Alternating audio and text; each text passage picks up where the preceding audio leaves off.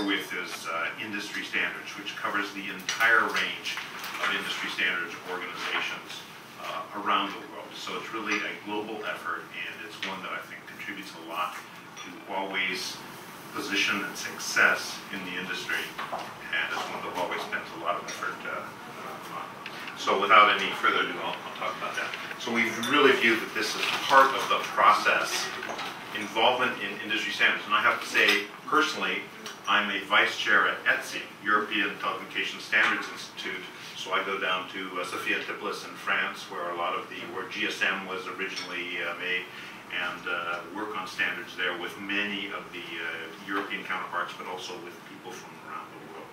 So I'm personally involved in that part of Huawei's outreach into all of these standards organizations. So it's a very, as I said, a very broad-reaching and extended effort. Asia, Europe, and the United States, all of these are represented in the standards. But the main point of the whole process is to listen well to the customers and be able to translate that into products which meet people's needs. So industry participation through the standards process is a key part of that, and that's what we'll talk about in this session now. So we're going to talk about the customer-centric innovation process and then some specifics about the standardization itself. So organizationally, Industry Standards is a headquarters organization, but we also have standards groups associated with each of the different product lines. So if you were to talk about wireless, for instance, we would then have industry specialists, technical specialists, and technical representatives representing the wireless people, talking about subjects like LTE and IMS and radio access networks and fixed mobile convergence. They come from business units. We coordinate those efforts to make sure that we've got a coordinated approach to solving the customer's broader needs wherever they might play in the industry. And this reaches all the way from user equipment that might be in your hand or ultimately in your home in the enterprise, all the way through the infrastructure into the systems that back up the infrastructure in a telecommunications network. So you can see we have different business units. Standards are in there. We're up here in the industry coordination group, and all of this is focused at giving complex solutions that can be put together to meet the service providers' needs. And that service providers, I see that because that's our primary focus for a lot of Huawei's items, although we obviously build devices and those kinds of things as well.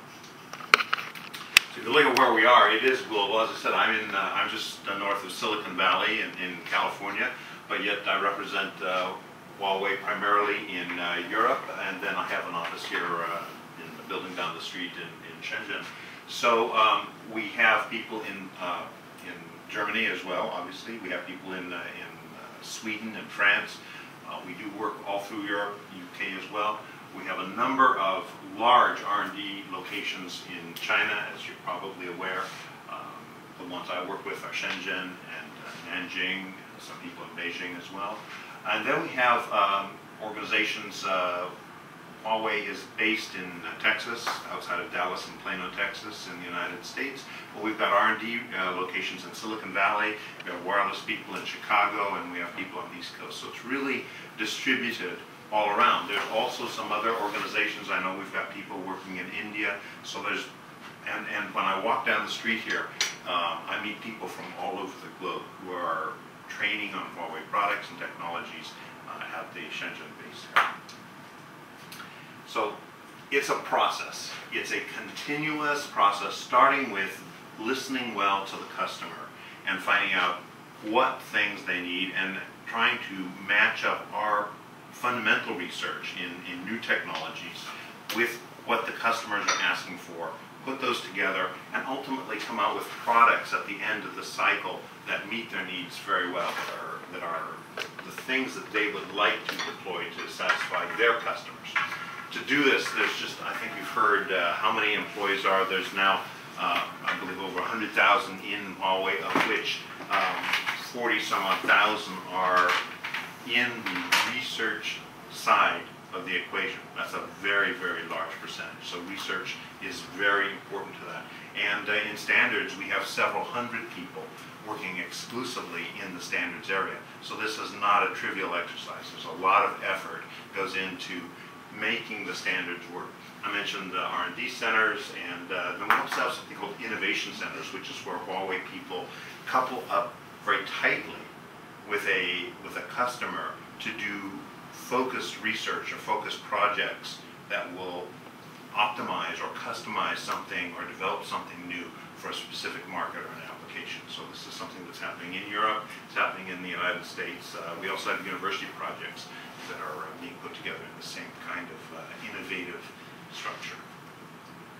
You look at the whole process, and there's a very long lead time between getting something from R&D, from concept, into a place where it's accepted enough by the industry to become deployable as a wide infrastructure project. And Deutsche Telekom is going to actually deploy something.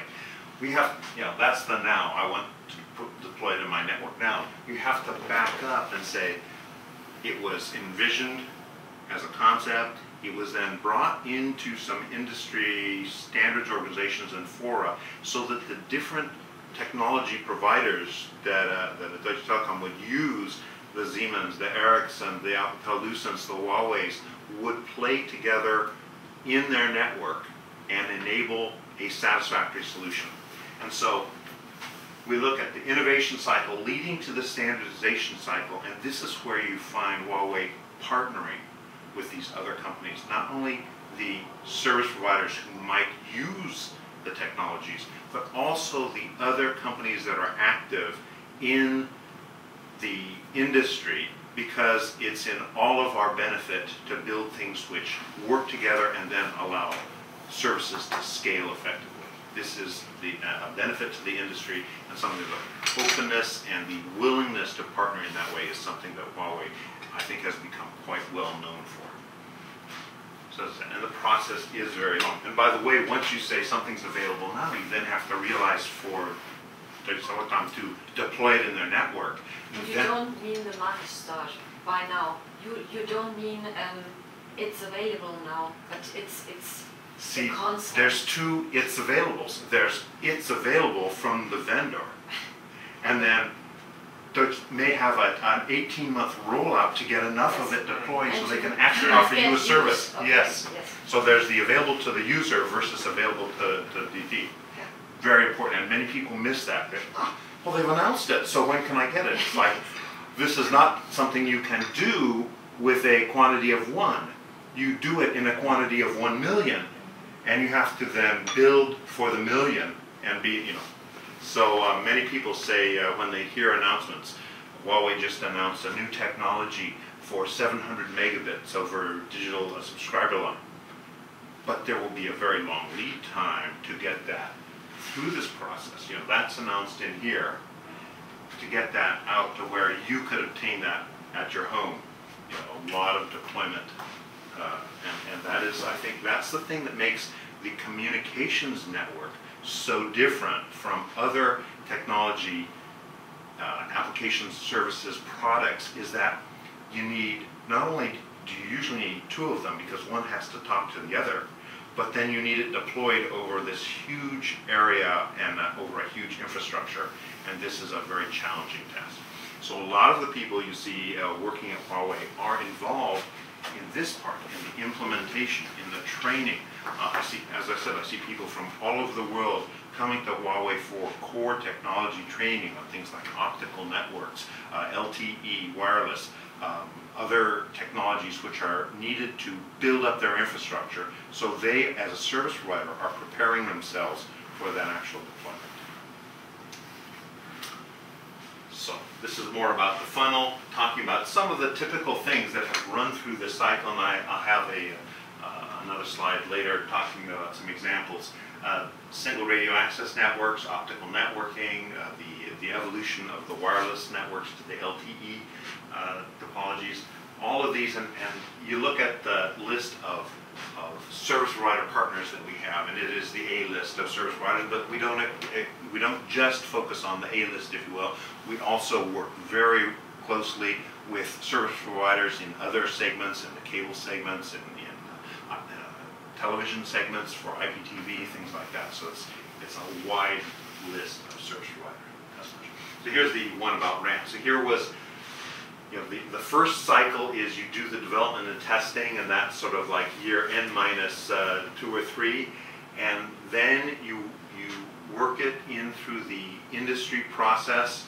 It was announced at the GSMA down in Barcelona, and then finally you get a 2010 deployment someplace. So this sort of demonstrates, even when you're working directly, tightly coupled with the service provider, it still stretches out into a number of years to deploy these technologies. So I think some of the things you will see, will they go to the showcase downstairs?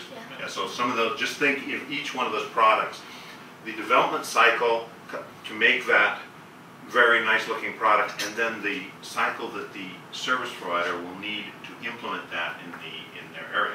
And if the service provider happens to be an enterprise, well then perhaps just the scale is slightly smaller, the lead times are shorter, the deployment topology might be smaller, but it's the same process, it's just a different scale.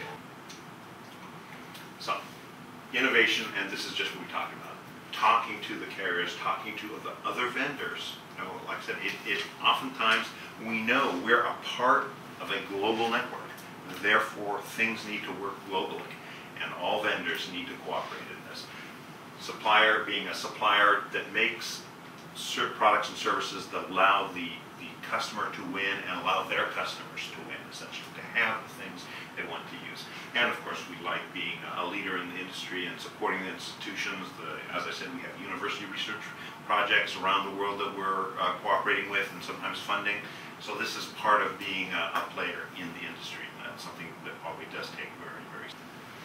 So requirements, focus on industry, business, make sure that it makes sense for the business. Theoretical research is very interesting and sometimes very fun, but if you can't translate into a business need, then sometimes it stays that way as a nice theoretical exercise, but was it something that we should be applying our efforts or recommending to our customers if it doesn't really do what the end user wants out of the system? So we have to think of it from the user perspective. That's why user-focused, customer-focused. And where do you get the need of the business from whom? From our own internal research.